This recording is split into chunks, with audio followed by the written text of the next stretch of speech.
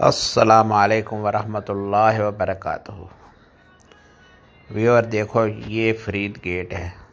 ये रात का टाइम है, तकरीबन 8-9 बजे का टाइम है। देखो कितना खूबसूरत लग रहा है।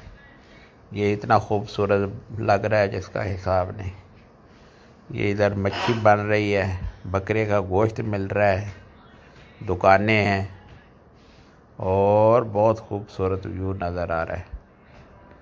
देखो, ये बहावलपुर का फरीद गेट बहावलपुर है। कितना प्यारा लग रहा है। इन लोगों ने ये बत्तियां लगाई हुई हैं, लाइटें बहुत अच्छी खूबसूरत लग रही है, बहुत प्यारी लग रही है।